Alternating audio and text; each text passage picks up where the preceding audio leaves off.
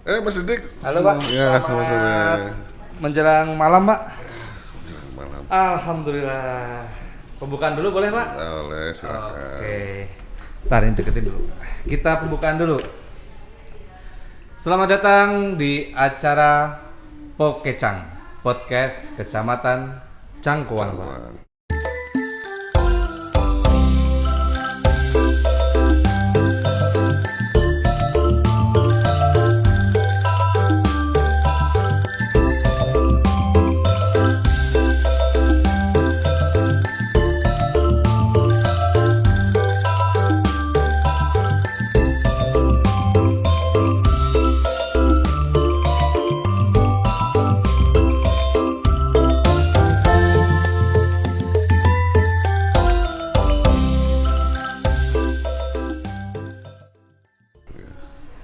Di sini kita tidak hanya membahas tentang pemerintahan Pak, pemerintahan. tapi kita akan bercanda gurauan. Pengennya Pak. Jadi kita mungkin nanti di sini akan guling-guling Pak. Betul. Boleh? Boleh, nggak apa-apa. Saya silakan. Silakan. Nah, kita harapannya setiap nanti ada pertanyaan itu akan ada jawabannya Pak. Betul. Walaupun nanti jawabannya kadang-kadang kita rapatkan bareng-bareng. Betul, betul. Walaupun nggak finish itu jawabannya Pak. Nah, bentar, Pak. Saya ini mohon saya baca dikit ya nggak apa-apa ya Pak. Nggak boleh nyontek dong. Harus profesional MC itu. Ini katanya nih Pak, di sini kita nggak cuma ngomong tentang serius pemerintahan, tapi kita akan canda tawa gitu Pak. Oh, gitu ya. Tentang birokrasi biar rasanya tuh kayak kakak adik Pak. Betul. Kadang-kadang musuhan, tapi ujung-ujungnya sayang Pak. Betul, betul, betul. Nah, karena kami percaya Pak, kalau kepala dingin, pelayanan itu akan sejuk Pak. Kalau kita tertawa, pelayanan makin lancar gitu. Nah, di sini Pak, saya bertemu dengan Bapak Rudi Hartanto Pak. Betul, Rudi Hartono. Oh, Hartono maaf. Dengan Bapak Rudi Hartono yang kemarin itu ada pertandingan tinju Pak. Ya, kemarin sempat main juga di situ. Itu Pak, Jaring Bapak lihat. tinju, ya. Alhamdulillah, selamat Pak, itu menang Pak, di Golden Boy Pak. Alhamdulillah menang itu Pak. Nah, alhamdulillah ini mantap. Saya bertemu langsung dengan Bapak Camat Cangkuang Pak. Kalau kita biasa nyebut itu Bapak C1. C1. Oke Pak, ini alhamdulillah saya ketemu dengan Pak Camat. Nah di sini ada catatan Pak. Bapak itu lahir di Lemah Abang 23 Februari Jangan dibuat. 1977. Oh, apa begitu? 1995 ya Pak ya? 95, betul. 95. Nah itu di tanah apa Lemah Abang itu artinya apa Pak itu Pak? Ya, nama desa itu ya. Nama desa di Kabupaten Cirebon. Kebetulan saya asli dari sana. Lahir di sana. Dan mendapat tugas mandat untuk penempatannya di Kabupaten Bandung. Kebetulan dari awal lulus langsung di sini. Kalau nggak salah itu kalau Lemah Abang itu bahasa Indonesia tanah merah ya Pak ya? Oh iya, tanah merah betul. Oh berarti Bapak kayaknya ini Pak, kenapa tanahnya merah itu karena kesiram semangat ASN mungkin ya Pak ya? Disiram terus dari hitam jadi merah. Oke Pak, Lemah Abang. Nah ini ada lagi Pak, berarti Bapak teh sekarang 95 umur Ya baru 30. 15 lah. Oh, 15 lah. Oh, 30. Gini Pak, berarti Bapak kalau tidak salah dulu lulusan dari alumni Sekolah Tinggi Pendidikan Dari pemerintahan dalam negeri. Pemerintahan Dalam Negeri. Nah itu Pak, sama Monas setinggi apa itu Pak? Ya kurang lebih beda dikit lah ya. Kalau sekolah tinggi pemerintahan dalam negeri itu gapuranya setengahnya Monas. Setengahnya Monas. Nggak nyambung ya? Nyambung aja. Nggak nyambung kan? Nah itu Pak, setelah tinggi pemerintahan dalam negeri. Iya betul. Itu teh kalau ceritanya gini Pak, kebanyak orang yang apa kalau mau masuk ke sana Pak, banyak yang gagal Pak. banyak yang gagal. Dia teh kebanyakan kalau push up itu jatuh pak. Oh ya, emang pusat jatuh ke bawah. Gitu ya Nggak ada pak. push up yang ke atas. Jatuh ke atas nggak ada. Tapi bener pak itu susah ya pak ya kesana itu pak. Ya namanya manusia itu kan sudah ada takdirnya ya. Tuh. Sudah ada takdirnya, sudah ada. Namun kalau kata orang tua mah sudah ada garis tangan gitu. Ya barangkali Allah memberikan kesempatan bagi saya untuk menjalani kehidupan di sana gitu. Jadi ya saya merasa bersyukur saja sampai dengan hari inilah gitu. Tetap kita mensyukuri apa yang diberikan oleh Allah Subhanahu wa taala. Berarti dari awal sekolah aja sudah berpemerintahan ya pak. Oh iya, di situ memang miniatur pemerintahan ya. Jadi di zaman saya itu di dalam itu sudah terbentuk namanya gubernur, bupati, terus camat. Di situ sudah terbentuk. Oh sudah ada bahasa-bahasa Sudah ada, seperti itu ya, Pak? sudah ada bahasa-bahasa. Jadi sudah ada leveling-levelingnya. Jadi ya hierarki. Jadi pada saat melakukan kegiatan juga ya kita tetap menghormati. Misalnya rekan kita jadi gubernur ya kita menghormati beliau selaku gubernur gitu. Mantap. Berarti udah lama banget pak. Nah itu pak pengalaman dari awal pak, dari awal bapak jadi ASN pertama kali sampai sekarang itu rasanya apa pak? Bedanya sekarang sama dulu itu pak, yang paling mencolok pak? Ya saya kira sama saja ya. Kalau jadi ASN itu di mana-mana itu sama saja. Yang terpenting kan bagaimana kita menjalaninya dengan baik. Apa yang kita paham bahwa tugas-tugas ASN itu apa, terus rambu-rambunya seperti apa, kode etiknya seperti apa. Dan yang terpenting kita harus bangga saja. Kalau saya merasa bangga selaku ASN, meskipun kata orang lain mah ASN itu gajinya kecil kan gitu ya. Kalau dulu kan kita lihat ya dengan dibandingkan dengan swasta kan gitu. Tapi alhamdulillah sekarang mungkin semua gaji kita mungkin ya alhamdulillah ada peningkatan lah ya. Udah lebih baik ya. Udah lebih baik dari yang dulu-dulu gitu. Nah ini juga pak, saya pernah lihat ini bapak teh pernah menjadi kepala bidang diklat. Oh iya. SDM. Ini teh sebenarnya kita juga ingin membahas tentang berakhlak pak. Mungkin, oh gitu ya. Mungkin bapak bisa memberikan beberapa bukan arahan ya pak ya, tapi cerita pak. Kan bapak ini di diklat, mungkin tahu anak-anak yang baru masuk ASN, yang baru lulus dari STPDN, yang masuk itu kan ada orientasinya pak. Pasti ditanamin hal-hal yang berakhlak seperti itu pak. Itu kan ada berapa kalau tidak salah ada 7 pak. 7 core value pak atau sebuah intinya. Nilai-nilai dari berakhlak itu pak. Nah ini ada yang pertama itu pak berkaitan dengan berorientasi pelayanan pak. Ini artinya ASN harus fokus memberikan pelayanan terbaik ke masyarakat. Nah, ya, ini betul. Gimana pak itu pak? Pandangan bapak? Ya kalau menurut saya itu harus merupakan satu kewajiban ya bagi ASN, bagi kita khususnya. Kita itu wajib memberikan pelayanan yang terbaik terhadap masyarakat. Apapun yang terjadi pada kita, tetap kita harus memberikan pelayanan terbaik sehingga masyarakat itu merasa terpuaskan gitu. Itu ya kita bagaimana saja caranya agar melalui metode apa, melalui inovasi apa, silakan masing-masing. Saya kira punya inovasi, punya metode yang kira-kira membuat masyarakat itu puas terhadap pelayanan kita gitu. Nah pelayanan tersebut ya kalau saya bisa secara singkat mungkin ada beberapa metode. Yang pertama ada istilah kenapa yang mudah jadi bisa dipersulit, kenapa yang sulit bisa dipermudah, kenapa yang sulit dipermudah. Nah itu kan harus kita tinggalkan hal-hal seperti itu.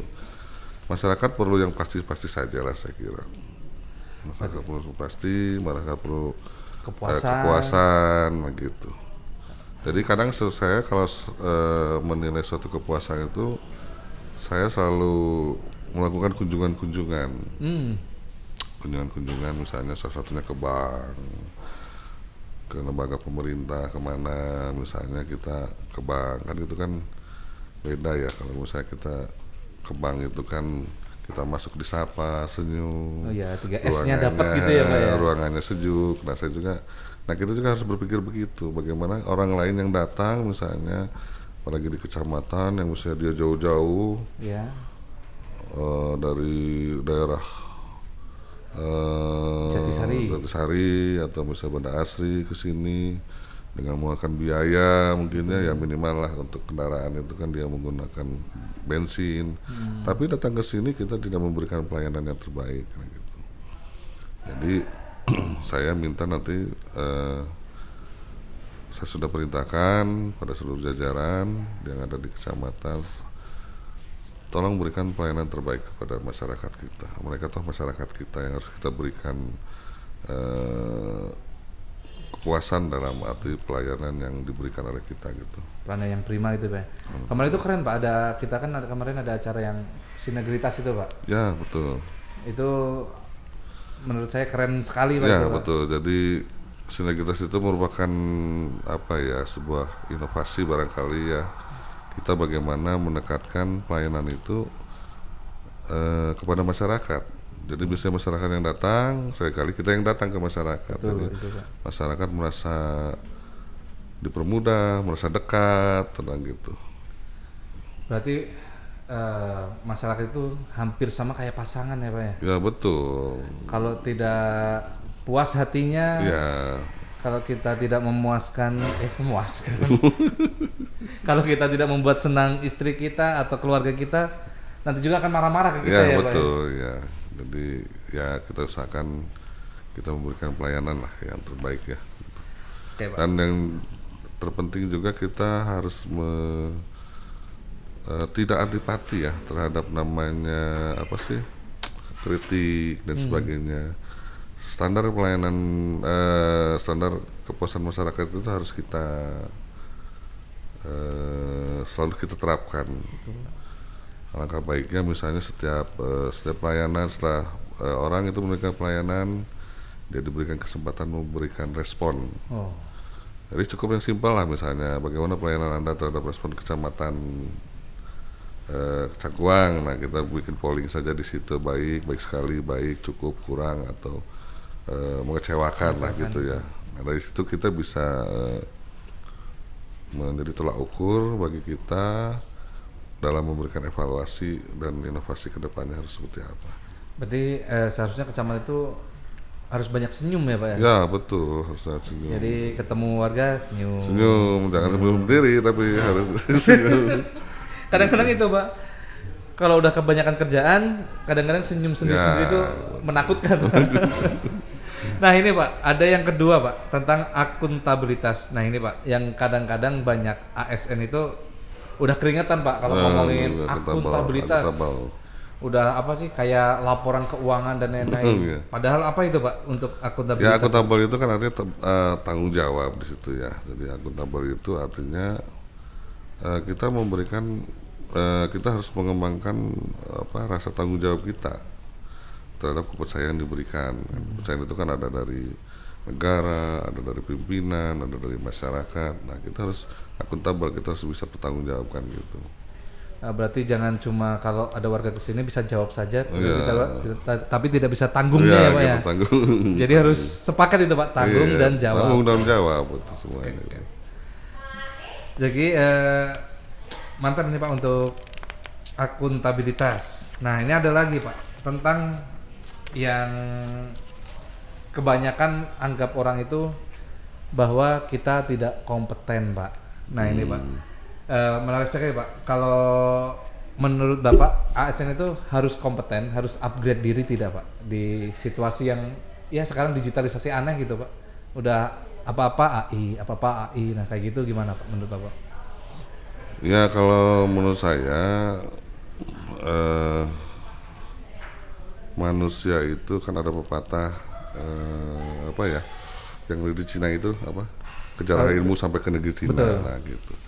Jadi barangkali saya berharap masing-masing ASN yang ada di lingkungan Kecamatan Cangkuang tidak bosan-bosan untuk selalu memberikan meningkatkan kompetensi diri. Kompetensi diri itu kan berbagai macam ya. Betul. Kapasitasnya itu, kapabilitasnya, kompetensinya itu berbagai macam.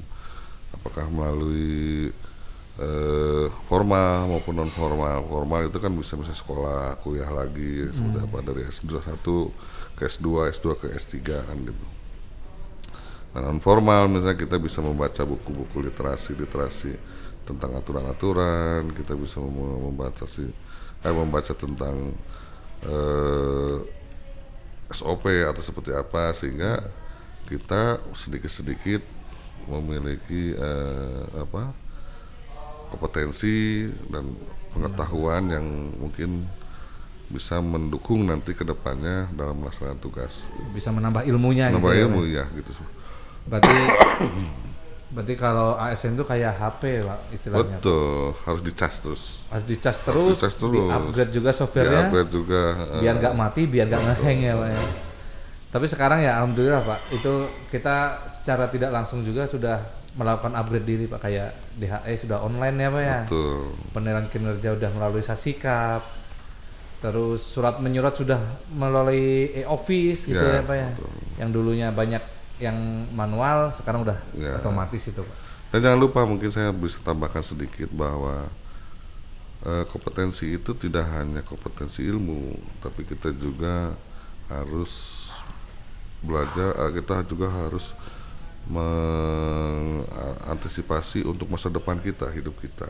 Artinya kita tidak hanya belajar pengetahuan, tapi juga kita harus belajar ilmu-ilmu agama, sehingga ke depan barangkali di samping ilmu pengetahuan kita meningkat baik, tapi nilai-nilai agama kita juga yang ada dalam kita juga meningkat gitu. Siap. Berarti harus seimbang ya, antara dunia dan akhirat. Dunia dan akhirat lah begitu. Kadang kita kan lupa dunia terus kita kerja, betul, tapi Pak. Akhiratnya lupa kita. Betul gitu. itu Pak yang ditakutkan ya Pak ya. Nah alhamdulillah Pak. Ini yang keempat sekarang Pak, berkaitan dengan harmoni Pak. Ya. Nah kan udah, kalau ada lagu yang harmoni ya Pak ya, itu kalau didengar tuh enak banget Pak. Betul. Nah apalagi kalau suasana ASN itu harmoni Pak. Jadi setiap lini itu bisa bersatu, kayak apa, kalau kopi dan gula tuh Pak, kalau disatuin kan enak ya Pak ya. Betul. Nah itu gimana Pak? Menurut Bapak keharmonisan suatu instansi itu harus bagaimana Pak? Dan gimana sekarang gitu Pak kita di sini? Ya gitu, saya Pak? kira alhamdulillah saya ditempatkan di Kecamatan Cangkuang ini, seluruh ASN-nya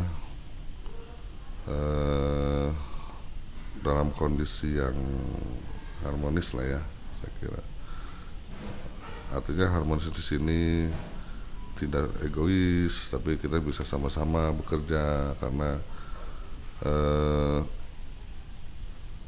buat apa sih kita mementingkan ego, tidak peduli kepada orang lain, nah gitu ya. Apa sih baiknya kita sama-sama membentuk suatu tim, karena keberhasilan itu bukan dihasilkan oleh seseorang, tapi oleh sebuah tim. Jadi saya teringat sebuah apa ya itu teh, apa sih? Yang itu tuh Pak, yang apa? Ya, I am not Superman apa itu ya? Jangan jadi Superman. Ya gitulah, saya ingat. Tapi jadilah super tim gitu ya Pak. Super tim lah begitu. Jadi saya ingin membentuk itu sehingga kedepannya barangkali kita bekerjanya enak ya, kalau sudah kondisi seperti keluarga, sama-sama menghargai, sama bercanda, tapi kita serius, profesional, santai dan tapi serius gitu loh. Nah ini Pak, yang kebanyakan yang terjadi ini Pak di ranah ASN Pak, itu ada yang seandainya yang membuat tidak harmonis itu saat ASN mendapatkan masalah di rumah Pak, itu dibawa ke kantor tuh Pak. Itu kadang-kadang membuat suasana jadi aneh gitu kan Pak ya. Seandainya mungkin ada tips Pak, contohnya kayak gini Pak, kalau pengen marah di kantor, mah nggak bawa snack, bawa Jeko ke sini. nanti kita makan, kita dengerin marahnya gitu Pak. Nah itu Pak, itu gimana Pak tips agar mendidik pegawai agar tidak membawa masalah yang tidak harus bawa ke kantor gitu Pak? Ya sebisa mungkin jangan lah ya, masalah kita harus bisa membedakan antara pribadi, keluarga dengan kedinasan. Ya. Jadi apabila kita ada masalah keluarga di rumah, ya setidaknya jangan bawa di kantor, tinggalkan saja gitu di rumah gitu. Ya tadi bagus juga tuh kalau misalnya kita ada masalah di kantor, di rumah pusing-pusing, ya sudah aja lah. Kita beli jeko, kita makan bareng-bareng, nanti sama yang lain dengerin gitu. Nah, itu. Ya boleh saja, tapi ya kalau saya harapkan kita bisa membedakan lah ya, membedakan mana hal pribadi ya Pak ya? Ya mana pribadi, keluarga maupun kedinasan. Dan pun sebaliknya, masalah kedinasan ya jangan dibawa ke rumah. Kita bisa dimarahin sama atasan kita, tiba-tiba di rumah, nyampe rumah istri dimarahin juga kan, istri jadi kaget tuh. Kenapa sih ayah jadi gini, si papa jadi gini kan gitu. Nah, lebih baik kita ya sudah, yang sudah lewat. Tinggalkan saja lah gitu. Nah ini ada yang berkaitan dengan loyal Pak. Jadi ternyata kita sama pasangan itu harus loyal juga, sama negara juga harus loyal ya Pak ya? Betul, betul. Nih kalau loyal sama negara itu berarti kita harus bekerja itu sepenuh hati ya Pak ya? Betul, betul. Walaupun kadang-kadang kita tuh kalau gajian itu di awal bulan Pak. Betul. Tapi rasanya itu akhir bulan Pak. Kalau SN itu per tanggal 1 ya Pak ya? Iya. Tapi kayak saya rasa teh tanggal 25 gitu Pak. Nah itu gimana Pak untuk membentuk loyal atau pendapat Bapak mengenai loyal itu harus bagaimana gitu Pak? Ya kalau namanya loyalitas itu kan harus tumbuh dari diri dulu ya. tidak usah dipaksa atau dibentuk. Saya kira loyal itu kan ada artinya kita kalau misalnya kita loyal kepada pimpinan kita, berarti kan kita memberikan semua Keahlian dan lain-lain. keahlian, pengetahuan kita untuk bisa mendukung pelaksanaan tugas atau mensukseskan apa yang menjadi tugas yang diberikan oleh pimpinan kan. Betul, gitu. Pak. Nah, begitu juga ke negara. Kita loyal kepada negara, artinya negara sudah memberikan gaji kepada kita. Nah, berarti kan kita kembali lagi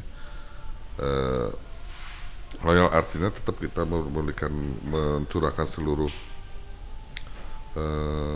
pikiran, terus mencurahkan seluruh tenaga dan sebagainya. Bagaimana agar program-program yang digelontorkan oleh pemerintah, baik pemerintah pusat maupun pemerintah daerah itu bisa berjalan dengan baik, dengan lancar. Oke Pak, kita lanjut ke 6 Pak. Ini mengenai adaptif Pak. Jadi ini favorit saya Pak. Kalau zaman sekarang itu kita harus bisa adaptif menyesuaikan diri Pak. Yang dulunya kita kalau rapat itu harus tatap muka Pak. Sekarang itu udah pakai Zoom meeting Pak. Walaupun kadang-kadang sinyal itu susah Pak, tapi tetap aja kita harus mengikuti. Ya, betul. Nah kalau menurut Bapak adaptif yang harus dilakukan kecamatan itu bagaimana Pak? Ya artinya kita harus menyesuaikan diri dengan perubahan-perubahan ya yang ada. Apalagi sekarang dengan era digitalisasi, dengan era industri 4.0, sekarang industri 5.0 mungkin ya sudah mengarah ke sana Pak, ke 5.0 Pak. Ya artinya kita harus bisa menyesuaikan diri dengan perubahan-perubahan yang ada. Melalui apa? Kita harus belajar berinovasi. Bagaimana caranya agar kita tidak tertinggal. Betul. Kita tidak tertinggal oleh perubahan-perubahan yang ada. Kemajuan yang ada. Ya apa itu? Ya artinya kita harus membekali diri di situ. Kita harus membekali diri dengan meningkatkan kompetensi diri agar kita bisa menyesuaikan dengan kondisi dan situasi perubahan yang ada. Gitu. Nah ini Pak, yang terakhir nih Pak, kan tadi udah adaptif, berarti kita harus selalu beradaptasi ya Pak, dimanapun dan kapanpun. Betul. Nah sekarang ini berkaitan dengan kolaboratif Pak. atau kolaborasi apa ya. Nah, zaman sekarang ini Pak, banyak yang beberapa itu mengerjakan itu sendiri-sendiri Pak. Jadi kita teh kadang-kadang dianggap freelance pemerintah Pak. Nah itu menurut Bapak gimana Pak untuk menumbuhkan kolaborasi atau kolaboratif antar pegawai di instansi kita gitu Pak? Ya, saya kira tadi yang saya sampaikan bahwa kita harus membentuk bukan Superman ya, Betul. tapi kita membentuk super team. Betul, Bagaimana betul, Pak. caranya? Ya kita harus bisa, seorang pemimpin itu saya kira harus bisa membaca dulu karakter masing-masing orang.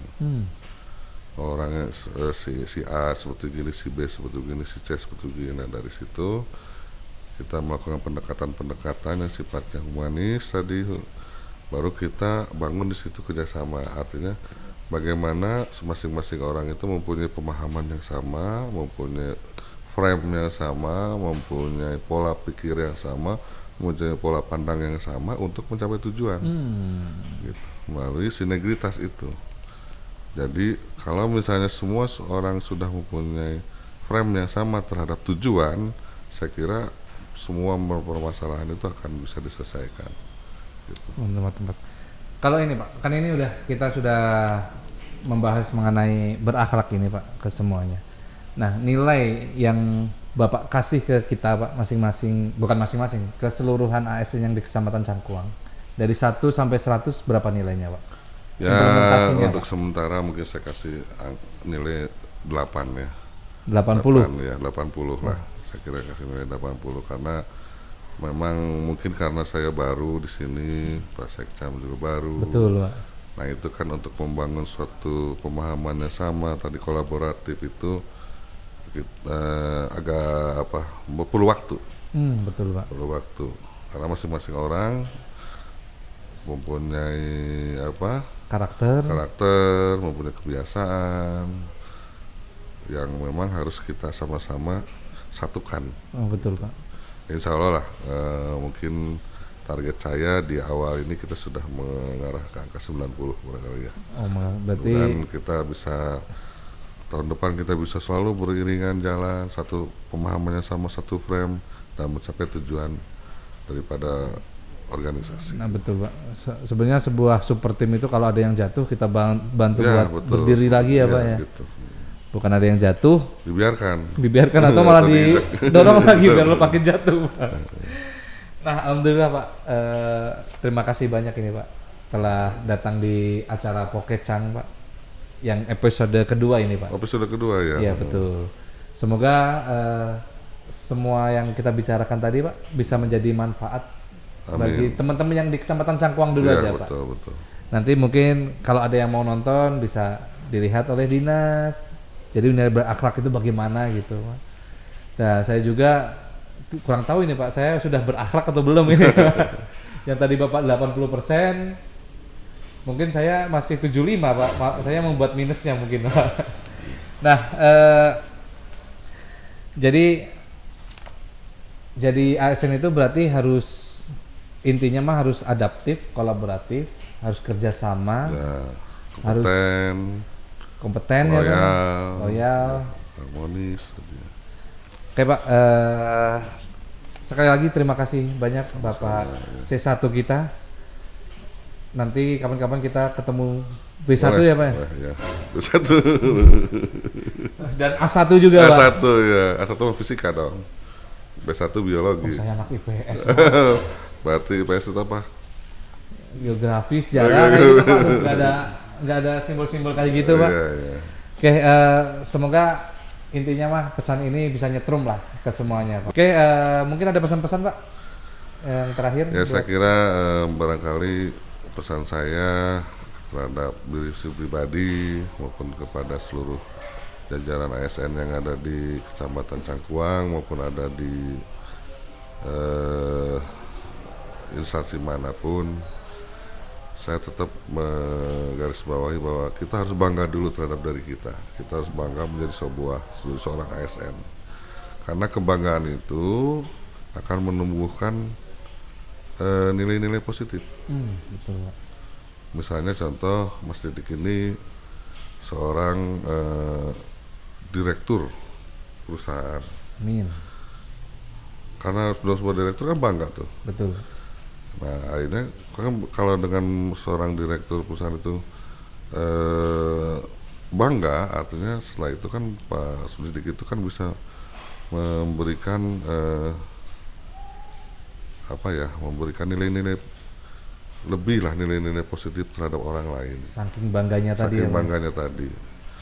Artinya kita jangan, kadang ada yang PNS yang beginilah, lihat si itu maju, beginilah, saya kira nggak usah gitu. Kita tidak usah si itu langsung mohon maaf, si itu langsung dipromosikan, sini langsung dipromosikan. Saya kapan dipromosikan, dan seperti itu. Kita harus pertama bangga dulu, yang kedua kita harus bekerja dengan tadi core value itu. Betul Pak. Bekerja dengan core value, nilai-nilai core value itu kita tanamkan, kita laksanakan, insya Allah lah. Allah itu maha adil, Allah itu tahulah kebutuhan kita. Jadi jangan sampai kita pesimis. Betul. Jadi akhirnya kan jadi malas jadi PNS itu. Apapun ya, kenapa misalnya terhadap tadi yang konteks promosi tadi, orang kenapa sih itu jadi promosi untuk saya, padahal saya lebih baik kerjanya, ya itu mungkin takdirnya sudah begitu. Allah Betul. tidak akan menempatkan seseorang yang bukan tempatnya kan gitu. Artinya mungkin Allah mempunyai mempunyai janji atau mempunyai rencana yang lebih baik terhadap orang. Dan makanya kalau misalnya saya selalu berkaca pada diri sendiri, kenapa sih itu, malah itu kan di bawah kita gitu misalnya. Itu misalnya punten di STPDN itu mungkin junior saya, tapi dia sudah tinggi, berarti mungkin sudah takdirnya. Betul. Gitu. Jadi kita tidak usah pesimis, tidak usah merasa pikiran negatif lah, ya, kita berpikir positif saja gitu. Nah dari pengalaman mengamalkan atau melaksanakan core value core value ASN ini yang berhalak ini, ya mudah-mudahan apa yang menjadi harapan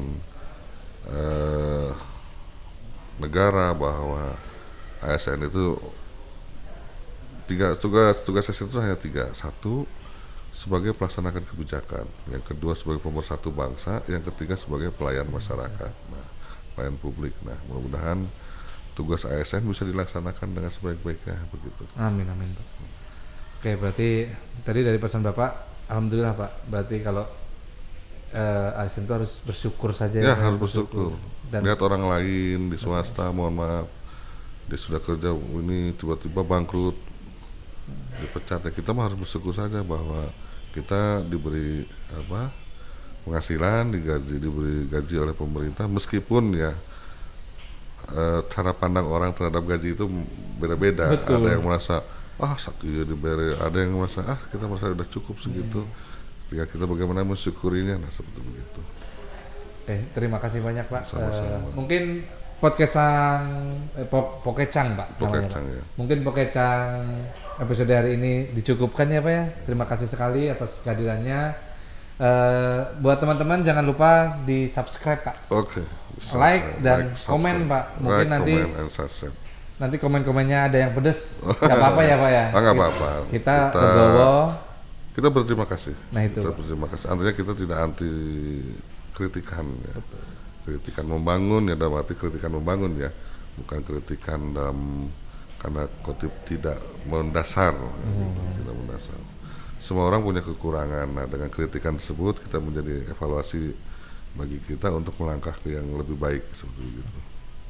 Oke, terima kasih semuanya. Jangan lupa subscribe, like, komen. Saya Didi Kurniawan undur diri dan saya Rudi Hartono mengucapkan terima kasih juga. Wabillahi taufiq wal hidayah. Wassalamualaikum warahmatullahi wabarakatuh.